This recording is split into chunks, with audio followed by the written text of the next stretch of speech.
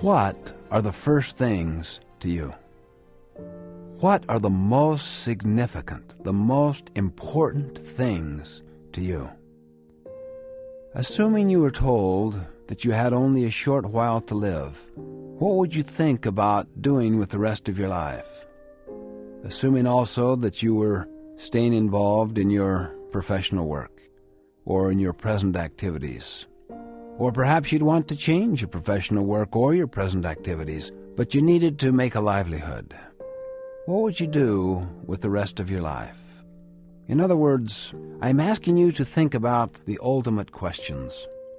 Now, a follow-up secondary question would be, what keeps you from keeping those first things first? Think about it.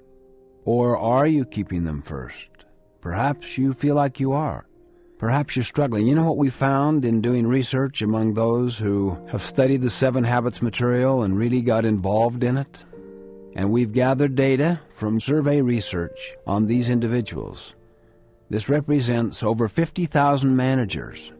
You know what habit had the lowest marks universally? Habit 3, first things first. That's one of the reasons we brought out the book, First Things First, when we did. The data was clear that most people kind of inwardly know what they should do, what they should put first, but they don't do it. They seem to be often distracted by other forces in the environment or in their habit patterns or the social agendas of their life, whatever. They get uprooted, and then they begin to experience this inward feeling of loss, this inward emptiness, this void, and it often becomes pervasive.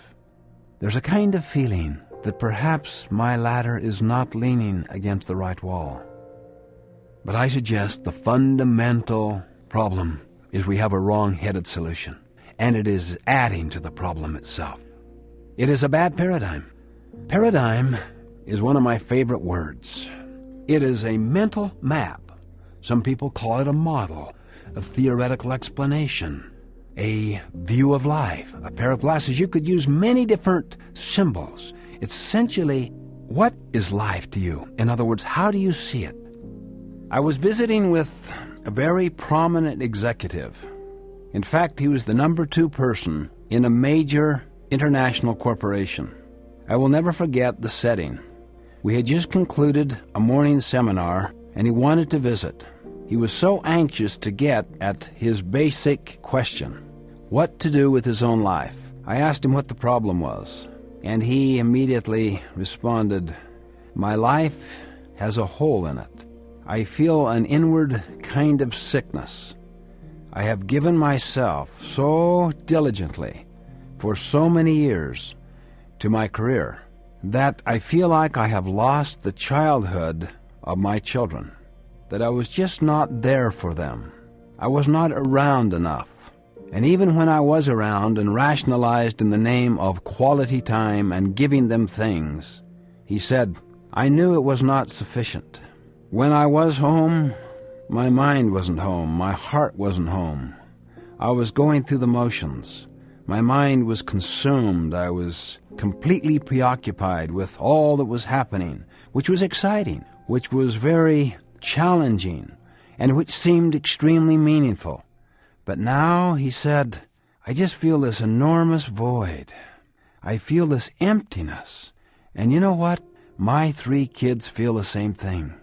We've even talked about it together, and we're heartsick about it. All of us would like to, in some way, recover what we have lost. And he said, Stephen, when you were talking this morning about climbing a ladder of success, and then getting to the top rung, or perhaps near the top rung, discovering at that time that the ladder was leaning against the wrong wall, it hit me most forcibly. It brought all of this to the surface, and that's why I wanted to visit with you.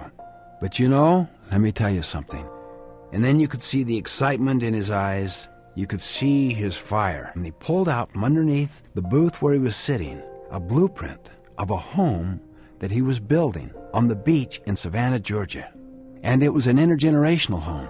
And he wanted to build it for his children and for their children. It was a grandchildren's home. And he was involving his children in the process of designing it. And they were excited, and he was excited. And the mutual excitement between them was synergistic. It created a kind of new life, a new sense of something is happening in our family that has not been there before. He said, I just can't get my head out of it. So if they offer me the job, if they invite me to be the CEO, I'll say one thing for sure.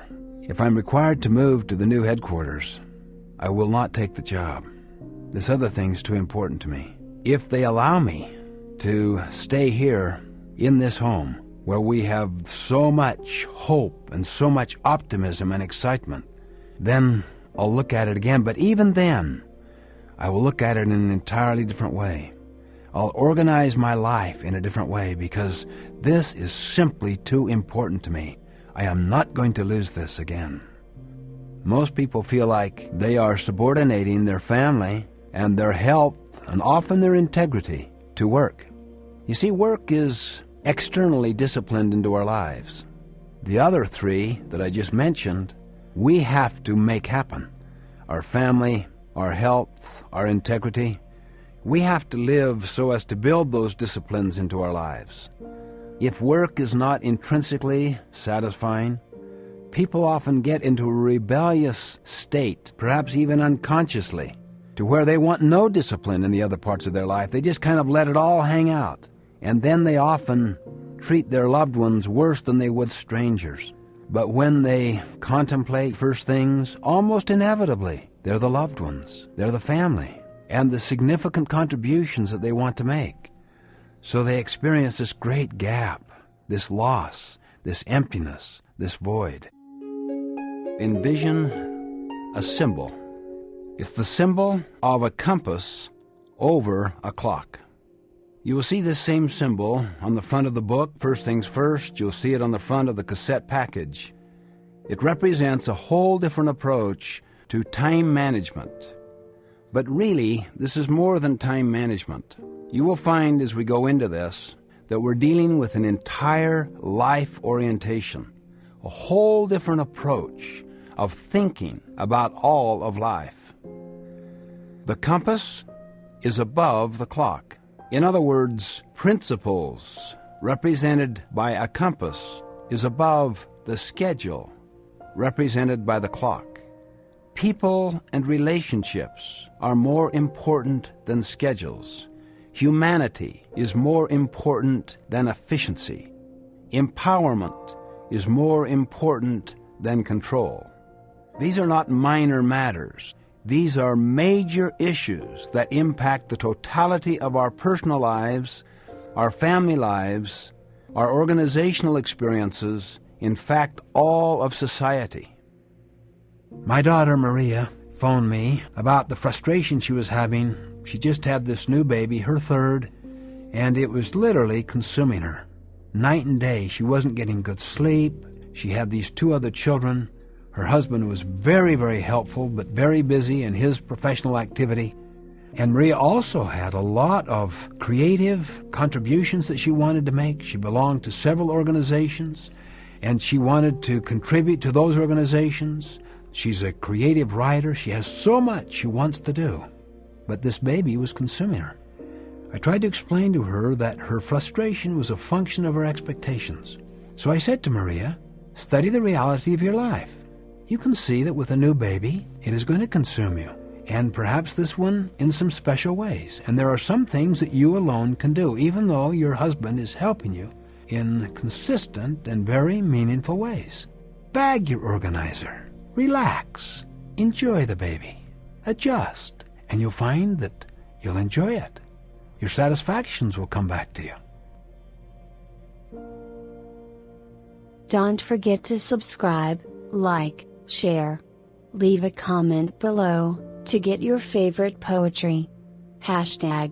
#Soothe your senses and imagination.